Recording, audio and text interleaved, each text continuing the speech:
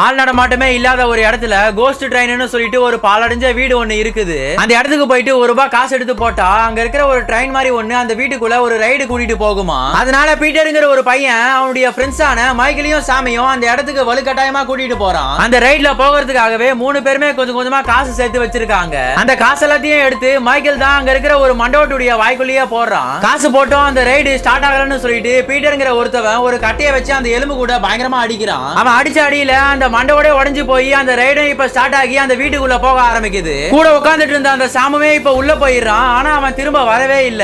அப்படியே 30 வருஷம் கடந்து போயிடுது. இப்ப பீட்டரும் மைக்கேலும் அந்த இடத்துக்கு திரும்பவும் வராங்க. அப்ப அந்த இடத்துல மைக்கேல் பீட்டர் கிட்ட இது எல்லாத்துக்கும் காரணம் நான் தான். இந்த ரைட்ல போறதுக்கு எனக்கு பயமா இருந்தது. அதனாலதான் நான் அதுல ஒரு காயினை போடாம விட்டுட்டேன்னு சொல்றான். அதுக்கு பீட்டரும் சரி இப்ப அந்த காயினை அந்த மண்டபத்துக்குள்ள போடுன்னு சொல்றான். அவனும் அந்த காயினை உள்ள போடுறான். இப்ப அந்த ரைடும் ஸ்டார்ட் ஆகி 30 வருஷத்துக்கு முன்னாடி உள்ள போன அந்த ட்ரெயின் இப்ப அப்படியே வெளியே வர ஆரம்பிக்குது.